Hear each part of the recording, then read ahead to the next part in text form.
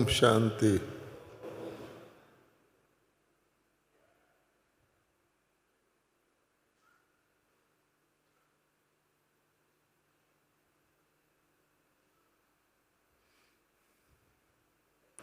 कौन कौन भाई बहन हैं जो सचमुच बंधनों से मुक्त होना चाहते हैं? ज़रा हाथ तो उठाइए। वाह, बहुत सभी भाई बहन बंधनों से मुक्त होना चाहते हैं। इसका अर्थ क्या हुआ कि अभी हम बंधनों से मुक्त नहीं हैं। सीधा अर्थ तो यही है ना। बहुत अच्छा। किसने हमको बांधा हुआ?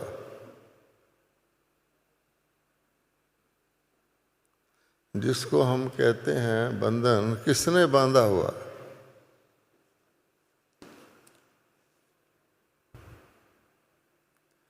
तो कहते हैं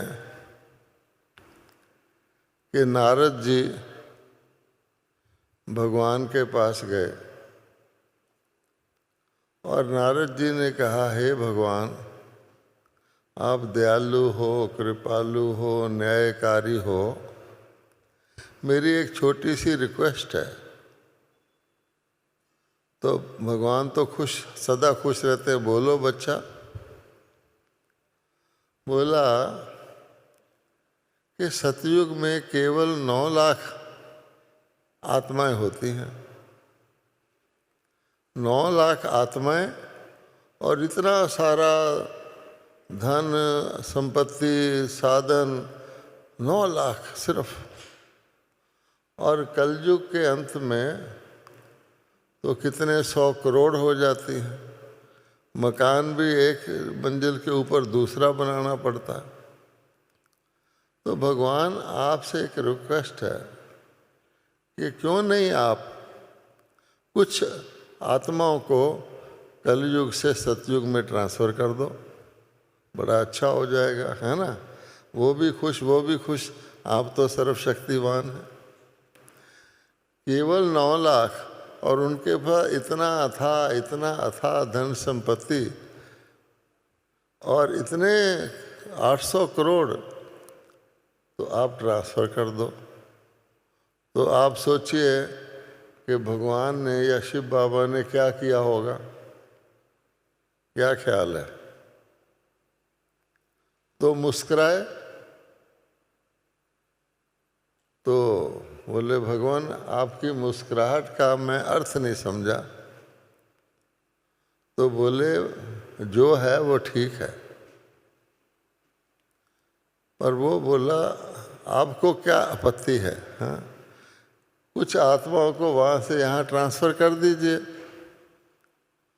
तो बोले, ठीक है, तुम बहुत बोलता है, तो जाओ, तुमको मैं फ्रीडम देता हूँ।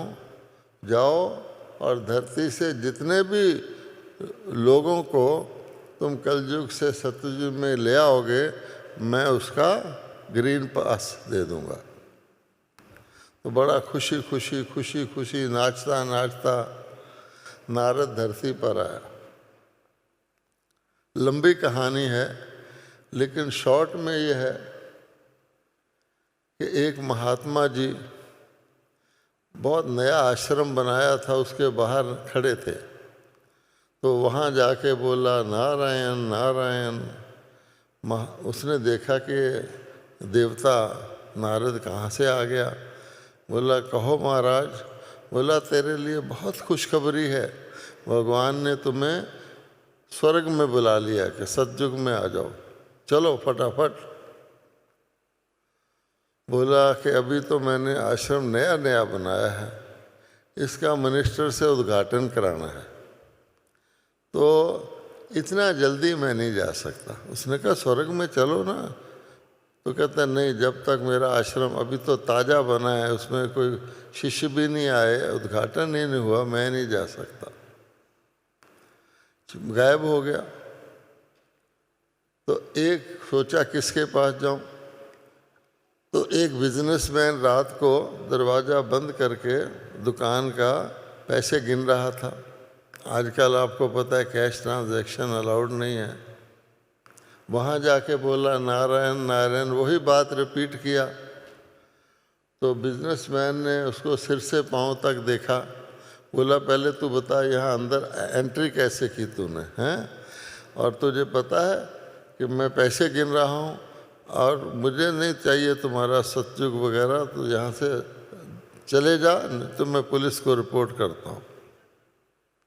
ऐसे कईयों के पास गया तो रिज़ल्ट वही निकला। अब उसको भय लगने लगा कि मैं जाऊंगा तो भगवान क्या कहेंगे। वो तो मुस्कुराए थे। आखिर उसने देखा एक बूढ़ी माता कुबड़ी हाथ में लाठी लिए हुए राम राम कर रही है और कह रही हे भगवान मुझे जल्दी उठा ले, हे भगवान मुझे जल्दी उठा ले। उसने कहा चलो एक तो ले जाओ। वहाँ चले गया, नारायण नारायण। तो उसने कहा माता तेरे लिए बहुत खुशखबरी है, तू तो कह रही थी ना भगवान उठा ले, भगवान ने मुझे भेजा तुझे स्वर्ग में ले जाने के लिए, सतयुग में। तो माता ने उसको बहुत ज़ोर से देखा। कहते माता चल। कहती है अरे मेरे पीछे क्यों पड़ गया तू, और तो कोई नहीं मिला। उसने कहा तू तो कह रही है ना कि भगवान मुझे उठा ले। बोली वो तो मैं झूठ मूठ कह रही थी, चले जा यहाँ से। तो सार ये है कि हम सब हाथ उठाया खुशी से कि हम बंधन से मुक्त होना चाहते हैं, लेकिन क्या हम सचमुच मुक्त होना चाहते हैं? अगर आपको अभी कहा जाए कि बस अब शिव बाबा ने कह दिया इस डायमंड हॉल से सीधा तुमने वो कहीं घर नहीं जाना, रिटर्न टिकट को कैंसिल कर देना है, कल सुबह क्लास में भी नहीं आना, सीधा बंधन से मुक्त हो के तुम्हें सतयुग में ले जाते हैं, यहाँ तो छोड़ो, तो क्या करेंगे? मुझे याद है ब्रह्मा बाबा के समय पर एक सन्यासी आया था। वो यज्ञ में रह रहा था, वो बड़ा खुश था, 4-5 दिन बड़ा खुश था। बाबा मैं तो स्वर्ग में आ गया। जा कर के बाबा के कमरे में देखता था बाबा कौन सी पुस्तकें पढ़ के मुरली सुनाता है, आदि आदि। तो एक दिन बोला बाबा मैं यहीं रह जाऊं। बाबा ने कहा बच्चे तेरा घर है, रह जाओ। बाबा ने, मैं उधर बैठा था, बाबा ने बोला देखो ये रहेगा नहीं। 1-2 दिन बाद आया कि बाबा मैं अपना आश्रम सारा समेट करके सारा कारोबार फिर आता हूँ, मैं जाऊँ? बाबा ने कहा बच्चे जाओ। और बाबा ने कहा ये आएगा नहीं, और सचमुच नहीं आया। तो कहने का भाव ये है हमको किसने बांध रखा है? किसने बांध रखा? आत्मा फ्री है। हमको तो इतने वर्षों से ज्ञान मिल रहा है कि बंधनों से छूटो। अब आपने देखना है कि हमें किसने बांध रखा। सबसे पहला बंधन कौन सा है? देह का बंधन है ना। कहा ही जाता है देह और देह के सभी संबंधों या बंधनों को भूलो। अच्छा, हम सब देह में हैं,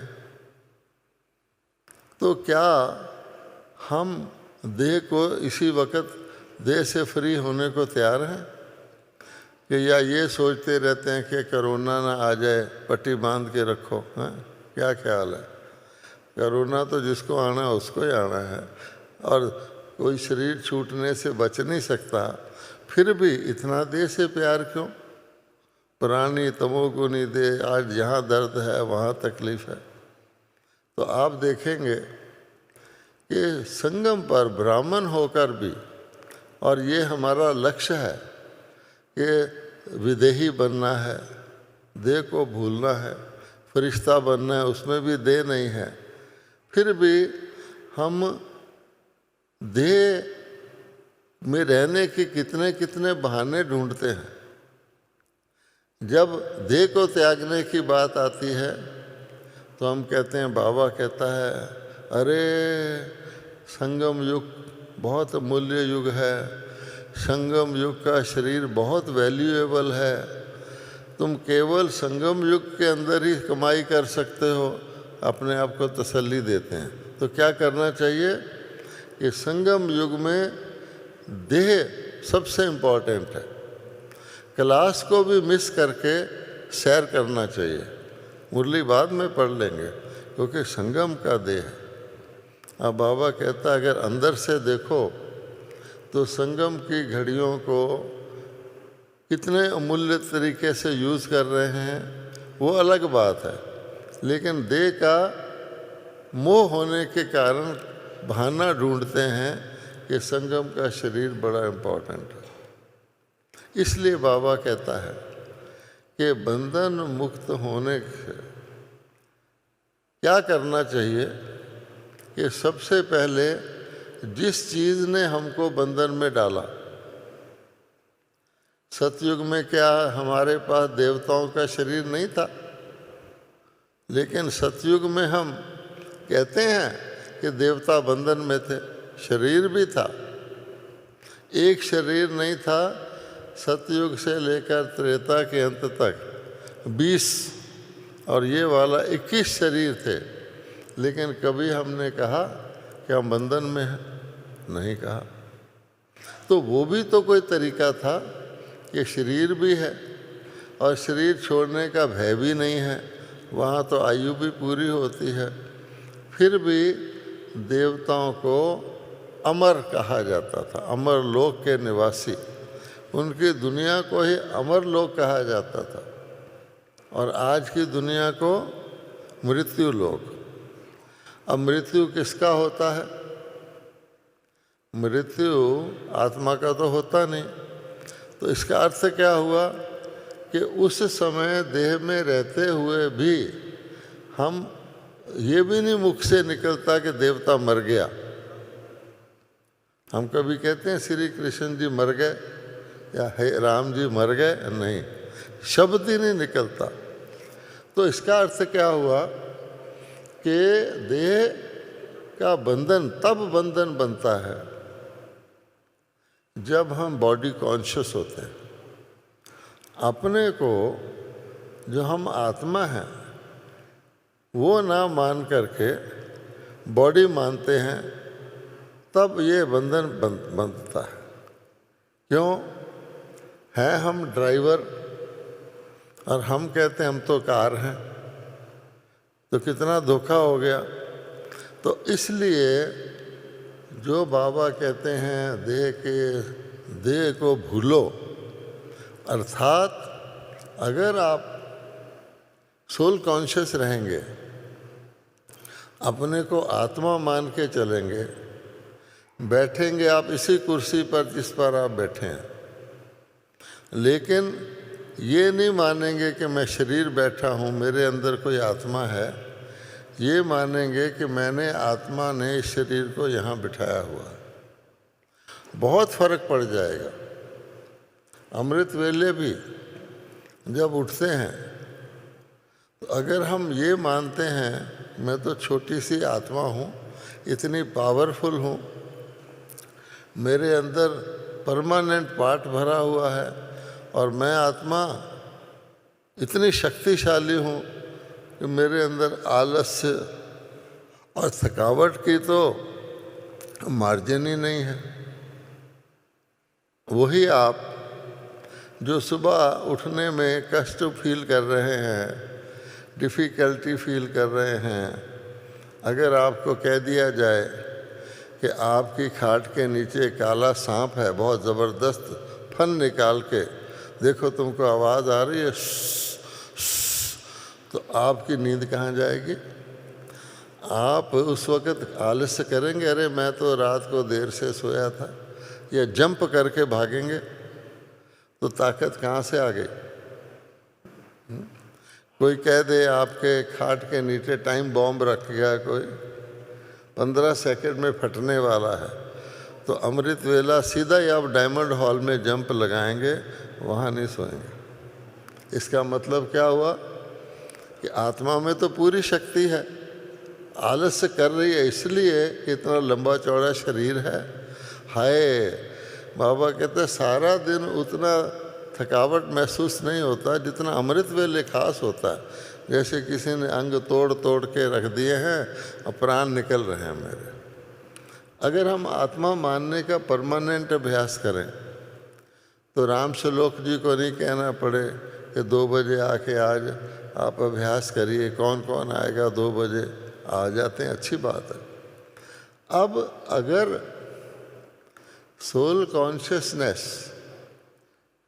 मेहनत करके, थोड़ी तकलीफ करके, थोड़ा अभ्यास करके लानी पड़ती है तो भी आप बंधन मुक्त नहीं हैं। अभ्यास करके व्यक्ति कुछ भी कर सकता है, और लेकिन अभ्यास करके मेहनत करके लाई हुई चीज़ सदाकाल नहीं होगी। आप बताओ, हम बॉडी कॉन्शियस सारे दिन में कितना समय रहते हैं? रात को सोते हुए भी बॉडी कॉन्शियस रहते हैं, अर्थात नेचुरली बॉडी कॉन्शियस हैं, जबकि हम बॉडी है नहीं। और सोल कॉन्शियस जो हम हैं, शरीर को जला भी दिया जाए तो भी हम हैं, उसकी कॉन्शियसनेस खास ध्यान करके आनी पड़ती है, अभ्यास करना पड़ता है, बार बार अरे मैं आत्मा हूँ स्मृति में लाना पड़ता है। तो इसलिए जो नेचुरल नहीं था वो नेचुरल बन गया है, जो नेचुरल था वो कठिन बन गया। अब बाबा कहते हैं कि बहुत आसान चीज़ को हमने बहुत कठिन कर लिया। कल यहाँ कौन कौन थे आप में से? कल की सुबह की मुरली किसने सुनी है? थोड़े थे, अच्छा। अब बाबा ने कल की सुबह की मुरली में एक खास बात बताई, वो ये कि तुम्हारे साथ परमात्मा है, ठीक है? अन्य दुनिया के लोग जो कुछ भी करते हैं अपनी शक्ति से करते हैं, ठीक है? अपनी शक्ति लिमिटेड है, अपनी शक्ति से ऊपर कोई चीज़ आ जाए तो व्यक्ति को संघर्ष करना पड़ता है। परंतु हमारे साथ कौन है? खास बात क्या है? जो हम डायमंड हॉल में बैठे हैं या जिससे हम कल मिलने के लिए आए हैं, आज भी दोपहर में थोड़ी सी झलक हमने उसकी देखी, वो तो ऑल माइटी परमात्मा है। और परमात्मा ऑल माइटी आपके साथ होगा तो क्या आपके लिए कोई चीज़ कठिन है? हो ही नहीं सकती। तब बाबा कहते हैं कि मैं तो तुम्हारी मदद करने के लिए ही हूँ, मुझे अपने लिए तो कुछ चाहिए नहीं। तो हर वक्त हर समय संगम का श्वास श्वास मैं तुम्हारे साथ हूँ, तुम्हारी मदद करने के लिए तैयार हूँ। और फिर भी तुम कहो कि मैं बंधन में हूँ, जो सदा के लिए बंधन मुक्त है वो मेरे साथ है, वो उसके साथ लगने से ही मैं बंधन मुक्त हूँ, और उसकी समझ स्मृति आने से मैं बंधन मुक्त हूँ, क्योंकि वो भी आत्मा है, मैं भी आत्मा हूँ। तो आत्मा मीन्स बंधन मुक्त। बंधन मुक्त का क्या मतलब होता है? ये नहीं कि मैं शरीर छोड़ दूँ, फ्रीडम है कि जब शरीर में आना चाहूँ आ जाऊँ, जब शरीर से निकलना चाहूँ निकल जाऊँ। इसको कहते हैं बंधन मुक्त। कि ऐसा नहीं कि लोग जैसे मुक्ति कहते हैं या मोक्ष कहते हैं, शरीर रहे ही ना तो मैं मुक्त हूँ, नहीं। अब इसका बाबा कहते हैं आसान तरीका क्या है? आप यहाँ बैठे हैं, आप अपने अपने स्थान से आए हैं, ठीक है? आपको कहा जाए कि इसी 1-2 सेकंड के लिए आप जहाँ से आए हैं अपने घर पहुँच जाओ। 2 सेकंड के लिए, 1 सेकंड में पहुँच जाओ। तो आपको डिफ़िकल्ट लगता है? अपने मन से अपने घर पहुँचना 2-4 सेकंड के लिए डिफ़िकल्ट है या आसान है? जो कहते हैं आसान है वो हाथ उठाओ। आसान। किसी को डिफ़िकल्ट लगता हो तो बताओ। और आपको अपने घर जाने में कोई ट्रैवल नहीं करना, कोई घर का गेट नहीं खोलना, कोई कुछ नहीं करना। हम कहें अपने घर के किचन का नल खोलो, यहाँ बैठे बैठे मन से, आपको डिफ़िकल्टी आती है? नहीं आती। अब अगर आप यही टूल अपने मन को ही ले लें कि मैं कहाँ हूँ जहाँ मेरा मन है, ये तो सिंपल है। शरीर आपके यहाँ बैठे हैं, लेकिन असल में आप कहाँ हैं? शरीर आपके यहाँ बैठे हैं, असल में आप कहाँ हैं? जहाँ आपका मन है। ठीक है, आप यहाँ शरीर में बैठे हैं, आपको ख्याल आया मैं तो अपने कमरे में अपना पर्स ऐसे ही छोड़ के आ गया हूँ, अरे मेरा तो नल खुला रह गया था। तो शरीर में आप यहाँ बैठे हैं, सुन भी रहे हैं, लेकिन आपका मन कहाँ है? उधर है। ठीक है। और यहाँ तक भी होता है जिसको ऑटो मोड कहते हैं कि कई लोग जब उनको मन की सैर करनी होती है तो अपनी गर्दन को हिलाने की आदत डाल लेते हैं, ताकि बोलने वाला समझे कि सबसे ज़्यादा यही सुन रहा है, देखो, पर होते गायब हैं। इसलिए भगवान कहता है आपका मन अभी अभी, आपका मन कोई खुशी की बात सोचे।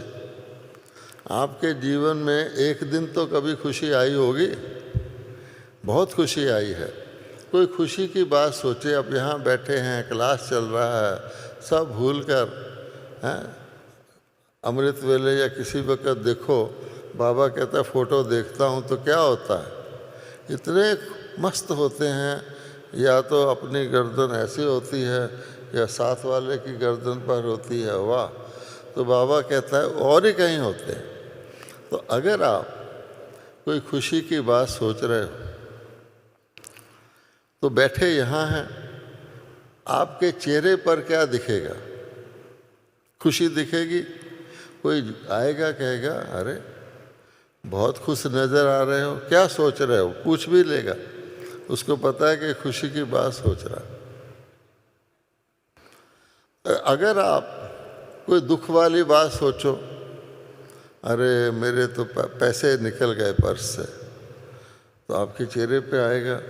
कोई कहेगा क्या है, क्या बात है भाई, उसको पता नहीं है पर चेहरा बता रहा है कि कुछ लॉस हो गया। अब आपके हाथ में है, अपने मन में खुशी की बातें ही सोचोगे। जैसे कोई टेलीविज़न लगाता है, किसी को किसी चीज़ का शौक़ होता है, किसी को किसी चीज़ का शौक़ होता है, तो वो जिस चीज़ का शौक़ होता है वो टेलीविज़न लगाता है तो उसको वही वही दिखता है, तो खुश होता है कि नहीं होता? अगर कहीं दूसरा लग जाए तो उदास हो जाता है। एक बार बहुत वर्ष पहले भारत का पहला गवर्नर माउंट आबू आया था। उनका नाम था बी गोपाल रेड्डी।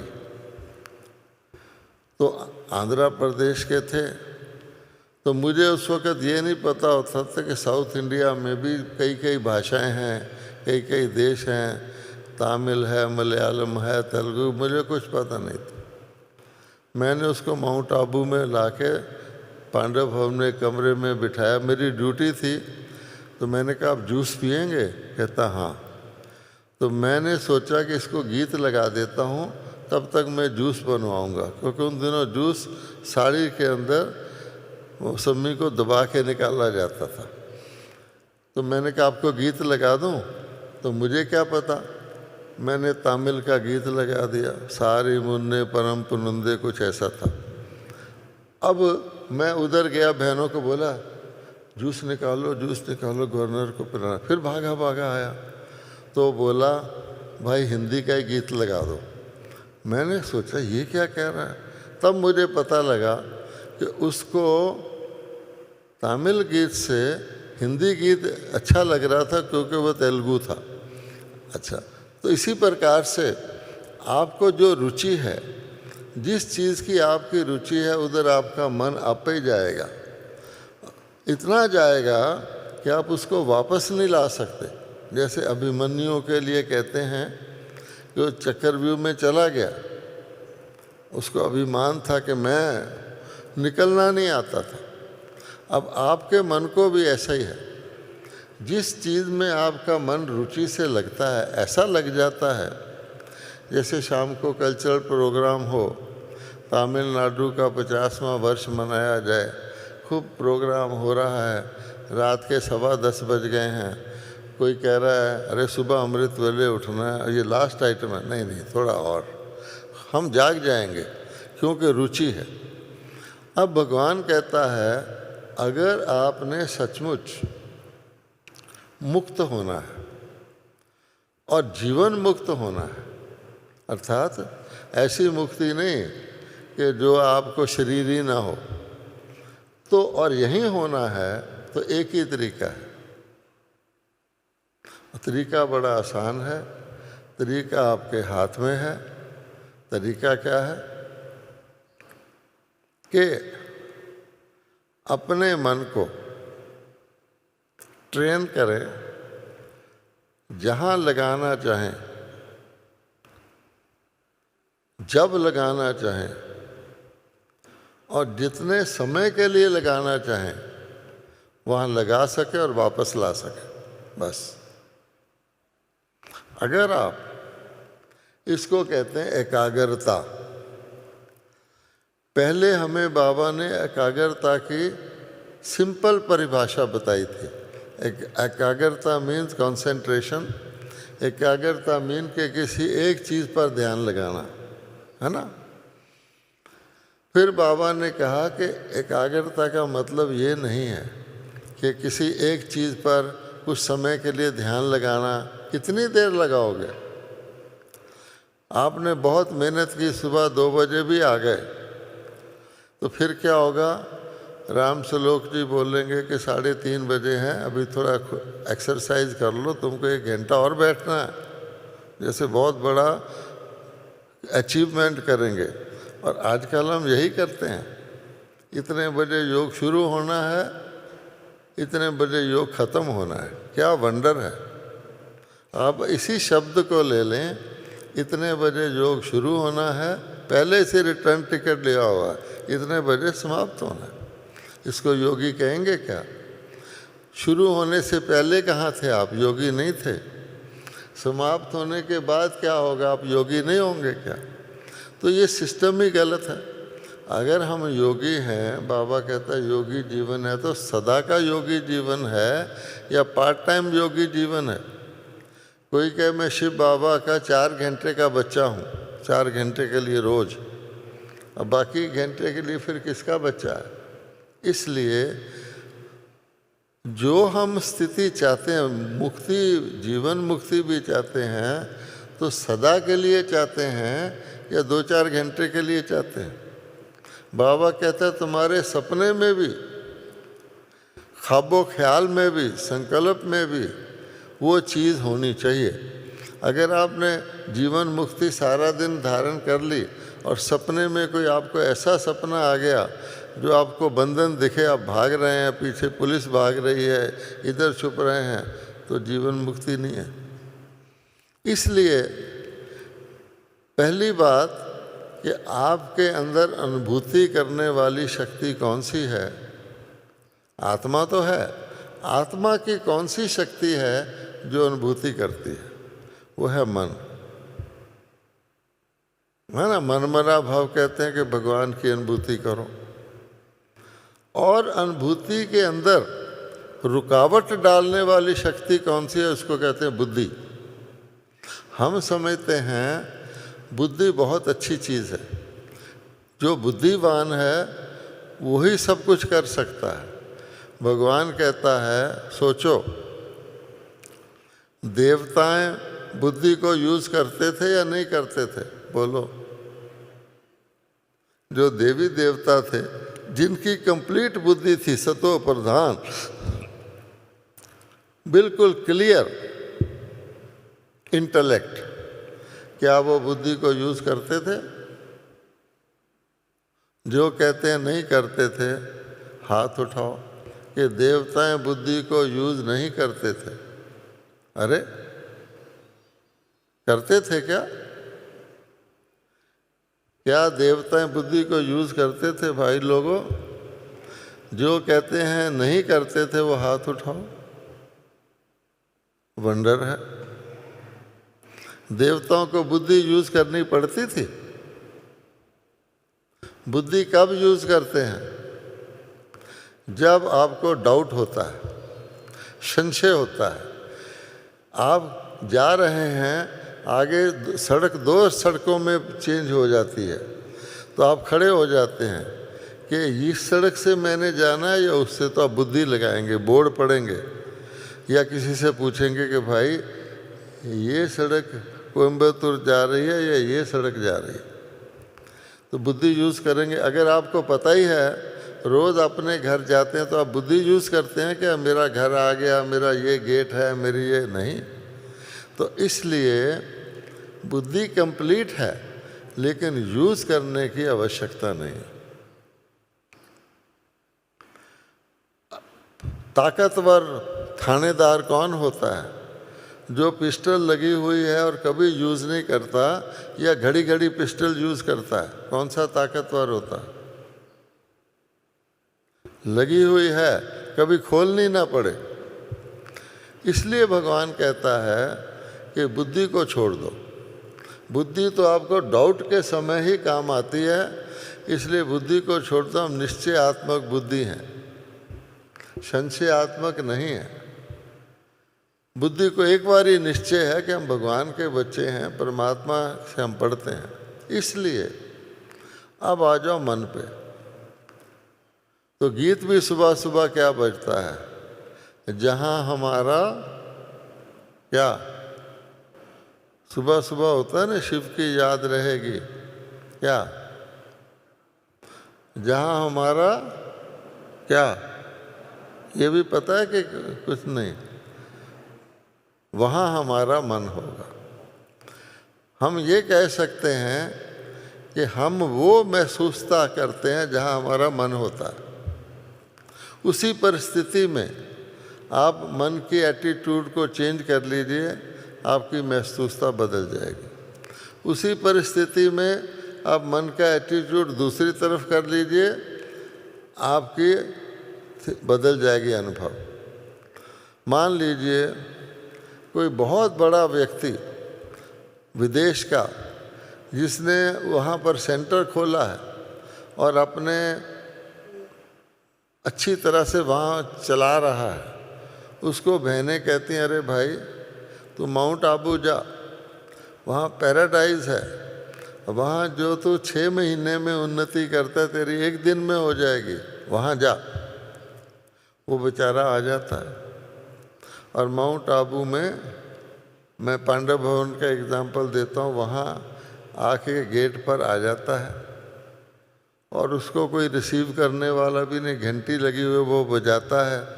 तो कोई भाई आके कहता है वहाँ बैठ जाओ, वो लेक पे सैर करने गया हुआ जिसने तुमको अटेंड करना है। अब वो चिंता में पड़ जाता है, मैं अरे इतना बड़ा वहाँ यज्ञ का सहयोगी, मुझे तो कहा गया था ये तुम्हारा कॉलेज है, वो तो यूनिवर्सिटी है, और यहाँ मेरे साथ ऐसा ट्रीटमेंट। उसकी बुद्धि में उसकी बैटरी डाउन होनी शुरू हो जाएगी। मैं ना आता तो अच्छा था। अच्छा, रियलिटी क्या है कि उसको रिसीव करने वालों को बताया गया था कि वो भाई आएंगे। वो भाई 1 घंटा तक उनका इंतज़ार करते रहे, आने का जो टाइम था।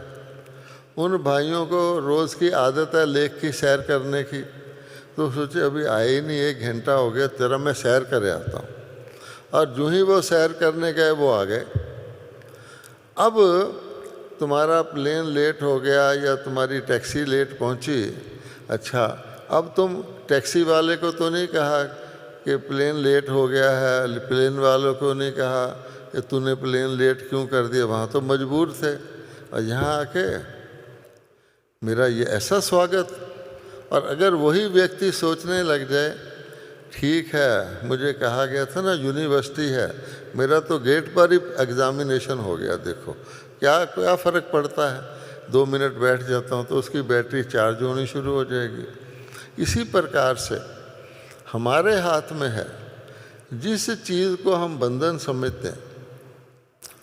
बाबा रोज़ मुरलियों में कहता है कि परीक्षा क्यों आती है? परीक्षा हमको पक्का करने के लिए आती है। अगर परीक्षा ना आए तो व्यक्ति को पक्का होता ही नहीं, कुछ आगे टेस्ट आएगा, उसको पास करेगा, फिर ऊपर जाएगा, अनुभव सीखेगा। तो हम परीक्षाओं से घबराना चाहिए या वेलकम करना चाहिए? बाबा कहते दुनिया के अंदर भी कोई चीज़ के एक्सपर्ट चैंपियन हो जाते हैं, तो चैंपियन क्या करता है? कहता आओ, और भी कोई है तो आओ, यानी किसी ने मेरा मुकाबला करना है तो आओ। जब सारे मुकाबला करने वाले से जीत जाता है तो चैंपियन कहलाता है और खड़ा होकर चैलेंज करता आओ। अब भगवान कहता है आप तो हीरो एक्टर हो, आप तो ऐसे चैंपियन हो जो दुश्मन एक बारी गया तो आधा कल्प तो वो एंटर नहीं हो सकता, शक्ल नहीं दिखा सकता, उसके बाद चोरी चोरी एंटर होता और जाके अपना विकराल रूप सारे कल्प के बाद धारण करता है। तो ऐसे चैंपियन ऐसे ही बन जाएंगे क्या? मटका भी लेते हैं तो कहते हैं देखो मटका कान से लगाओ, घूं घूं करता है तो ठीक है। छोटी चीज़ लेते हैं उसका भी टेस्ट करते हैं। और भगवान हमको देवता बना रहा है क्योंकि हमारे देवता के संस्कार हैं, पर चेक तो करेगा कि नहीं कि ठीक तरह से आप लोग जो मैं श्रीमत दे रहा हूँ धारण करो। इसलिए हमको पता है कि जैसा हमारा मन के अंदर संकल्प आएगा वैसा ही हम फील करेंगे। तो फिर हम मन के अंदर निराशा वाले, दुख देने वाले, भय दिलाने वाले, चिंता वाले संकल्प क्यों लाते हैं? आपका मन है, आप अपने घर में अनवांटेड चीज़ को एंटर नहीं होने देते, अच्छी अच्छी चीज़ को लाते हो। और मन के अंदर जो आपका है, कोई खराब ढीला काम कर रहा है, कोई गलती कर रहा है, वो कर रहा है, तो मैं उसकी गलती को अपने मन में लाके अच्छी तरह बिठा लूं और फिर दूसरों को भी कहता फिरूं कि देखो ये ऐसी गलती करता है, ये ऐसा है, उसका भी दृष्टिकोण बदल लूं, तो फिर बाबा कहता है भुगतना भी आपको ही पड़ेगा। इसलिए हमने जो बंधन बनाए हुए हैं उसकी युक्ति बिल्कुल आसान है। हम अपने मन को जहाँ चाहें, जिस समय चाहें, जितने पीरियड के लिए चाहें वहाँ ले जा सकें और उसको वापस ला सकें। यही एकाग्रता है जिससे कहा जाता है योग लगाने से कर्मों में कुशलता आती है, कि जिस वक़्त हम जो कर रहे हैं वो हम कर पाएँ। आगे पीछे तो सब कर लेते हैं, अकल भी बाद में आ जाती है, पुलिस भी बाद में आ जाती है, लेकिन बाद में नहीं, ठीक उस समय। तो इसलिए बाबा कहते हैं हमको ऐसा, क्योंकि जो आप नेचुरली सदा सहज स्वतः कर सके कुदरती तौर पे, जैसे बाबा कहता है हाथ उठाना है तो हम कुदरती तौर पे उठा सकते हैं। बॉडी कॉन्शियस की सब चीज़ें हम नेचुरली करते हैं, लेकिन सोल कॉन्शियस की चीज़ें हमको आवाहन करना पड़ता है, सोचना पड़ता है। अच्छा सूक्ष्म लोक में जाना है तो सूक्ष्म लोक का इमर्ज करो, फिर वहाँ जाओ, अनुभव करो सतयुग में कैसा होता है। तो बाबा ने इसी को नेचुरल बनवाने के लिए हमारी एकाग्रता को सहज स्वतः बनाने के लिए ये एक्सरसाइज सिखाई है। मन की एक्सरसाइज, अर्थात जो एक्सरसाइज वाला व्यक्ति होता है वो बड़ा एक्टिव होता है, फुर्तीला होता है, जहाँ चाहे उछल के जा सकता है, आ सकता है, उल्टा हो सकता है, सीधा हो सकता है। जो स्पेस में जाते हैं उनको ये ट्रेनिंग दी जाती है। लेकिन जो एक्सरसाइज वाला नहीं होता उसको तो कुर्सी से उठने में भी वो बॉडी कॉन्शियस है, आए मेरे तो यहाँ दर्द हो गया। अमृत वेले तो आके ऐसे समझेगा कि पता नहीं मैं कहाँ आके बैठ गया हूँ। नाटक देखने वक्त कुर्सी नहीं दिखाई देती। इसलिए बाबा कहता है कि अपनी रुचि की चीज़, तो हमको अगर हर चीज़ को अपनी रुचि की बना लें, तो गर्मी आ गई मान लो, हाय गर्मी है, पहले पंखा देखेंगे कहाँ, फिर जाके वहाँ बैठेंगे। अब बाबा कहता है ये तो कुछ नहीं है। ऐसा वक़्त आएगा जब कि आपको अति गर्मी में पंखा वंखा तो भूल जाओगे। तो उसके लिए तैयारी करनी है तो अभी थोड़ा बहुत अभ्यास तो करो।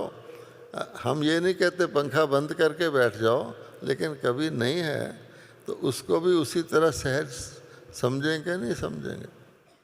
इसलिए जिसको हम तपस्या कहते हैं, आज भी जो मैसेज आया था उसका लास्ट वर्ड क्या था?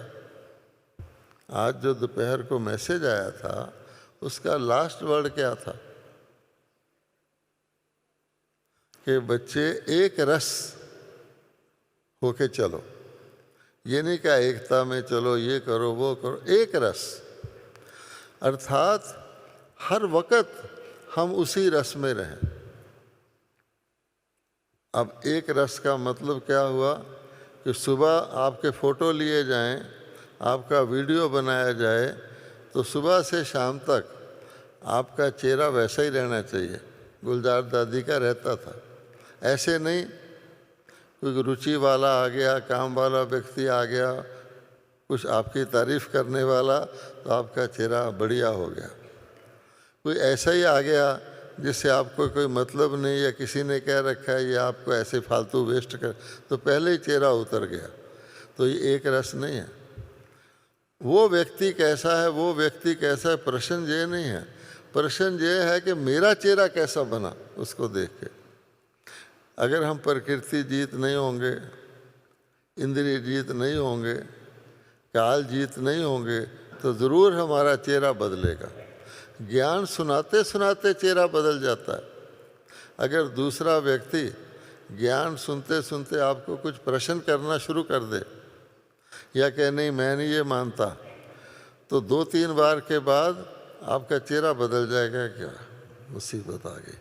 अब बताओ, हाँ, किसी को आपने कल ज्ञान दिया, बड़ा खुशी से कल फिर आना, अब अगले दिन वो दोपहर के वक़्त आ गया जब आपके सोने का टाइम है, उसने कहा, तो आप कहेंगे कौन आ गया, इस वक़्त आना था इसको। बाबा कहता है आपकी मूर्ति भी एक रस रहती है।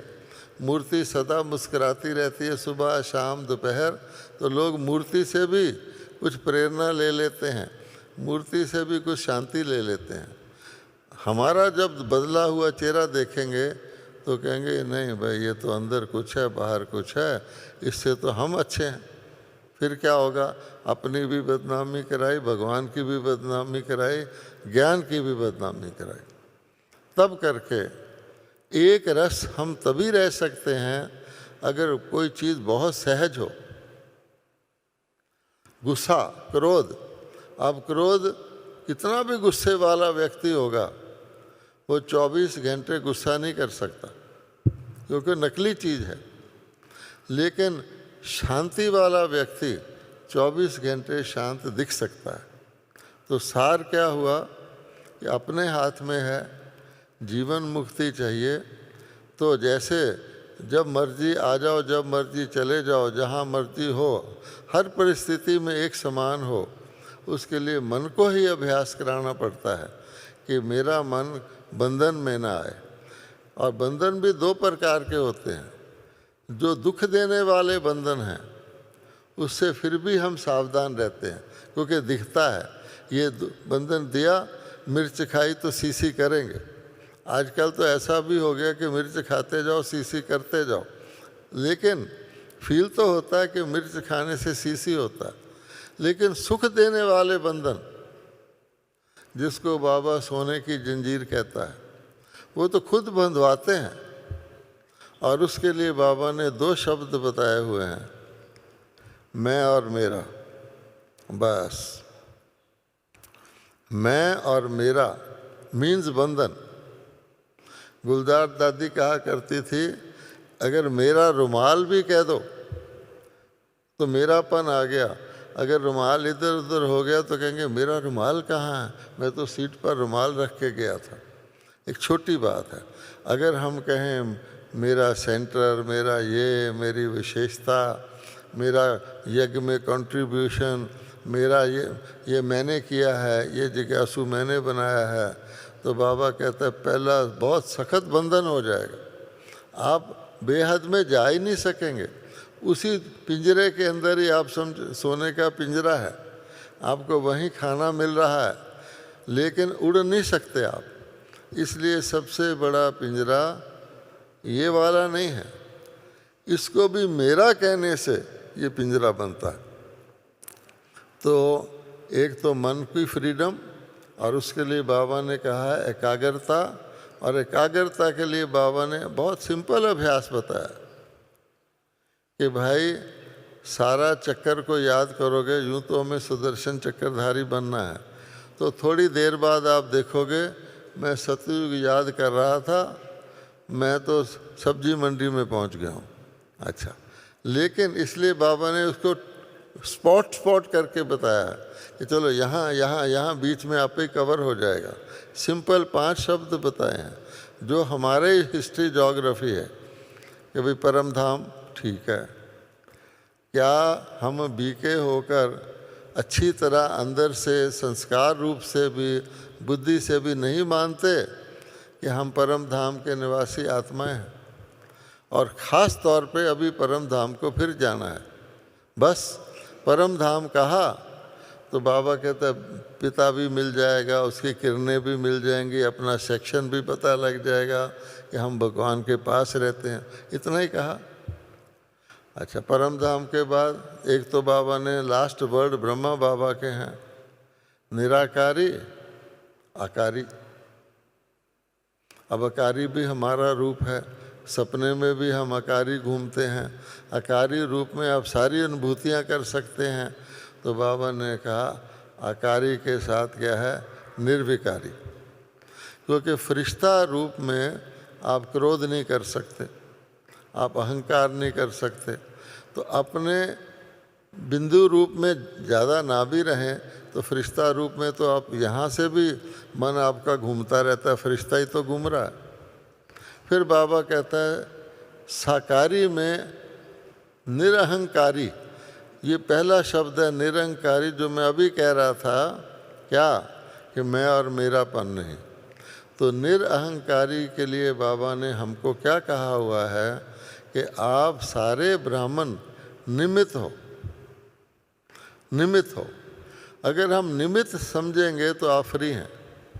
निमित्त मीन्स किसी का काम है, मेरी ड्यूटी लगी है उसको करने की, उसका फ़ायदा नुकसान मेरे पर कोई असर नहीं। जैसे दुकान में सेल्स पर्सन होता है, वो जाता है, कोई ग्राहक आ जाए तो दे देता है, नहीं आ जाए नहीं देता, उसकी ये जिम्मेवारी नहीं कि कस्टमर को लेके आए। मुझे बाबा ने खुद कहा था, मैंने मेरी प्रैक्टिस चार्टर्ड अकाउंटेंट शुरू किया था, बाबा ने मुझे कहा इसमें तुम्हारा बुद्धि जाएगी, सरकारी नौकरी कर लो, उसमें यह कि ड्यूटी किया आ गए, तो उसका मुझे लाभ हुआ। तो बाबा कहता आप सब सिर्फ निमित्त समझो, मेरा सेंटर नहीं, मैं इसके निमित्त हूँ। आपको बहुत मज़ा आएगा, क्योंकि निमित्त जो है वो बेहद का होगा, उसके सारे ही सेंटर होंगे। और मैंने कह दिया ये मेरा, तो शिव बाबा कहेगा तथा अस्तु, तेरा पर यही तेरा, उसके अलावा तेरा कुछ नहीं। तो निमित्त वाला नेचुरली निरहंकारी होता है, जिसको निर्माण कहते हैं, वो झुका हुआ रहता है, वो ये नहीं समझता मैं अभिमान दिखाऊं। और झुकने वाले को सब कुछ मिलता है और अभिमान वाले को सब कुछ देना पड़ता है।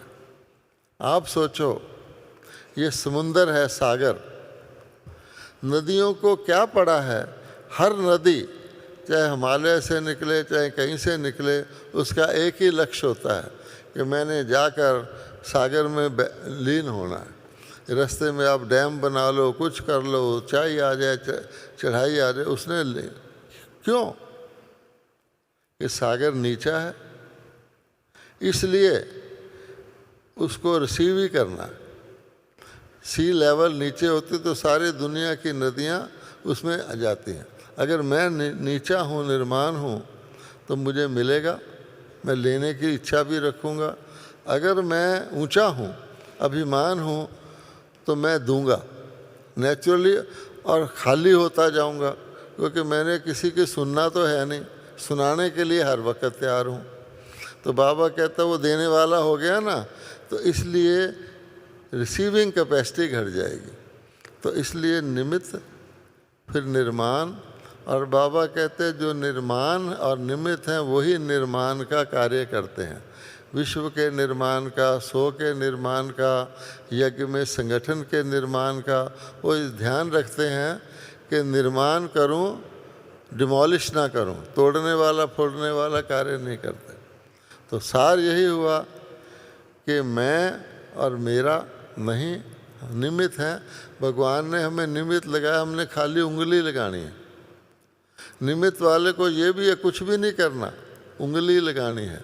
और उंगली लगाने से बड़े से बड़ा गर्दन उठ जाएगा, क्योंकि भगवान ने बोझ अपने ऊपर लिया हुआ। खाली उंगली इसलिए लगवा रहा है कि आपको शेयर मिल जाए। जैसे माता पिता बच्चे, पैसा माता पिता का बच्चे के हाथ में देते हैं, जो दान कर दे, क्योंकि बच्चे का भाग्य बन जाएगा, ऐसा है। तो इसलिए मोहब्बत का रास्ता, आसान रास्ता, सहज का रास्ता, स्वतः का रास्ता, सदा का रास्ता बहुत आसान है। और अगर आपको कहीं भी मुश्किल लगता है तो रुक जाएं कि उस रास्ते पे जाना ही नहीं, भगवान के बच्चे और मेहनत कर रहे हैं। ये तो उल्टी बात हो गई। इसलिए आज की बातचीत का सार यही निकला कि हमें अगर जीवन मुक्ति चाहिए तो हमें फ्रीडम होनी चाहिए, बॉडी को यूज़ करने की, मन को यूज़ करने की, बुद्धि को यूज़ करने की, संस्कारों को यूज़ करने की।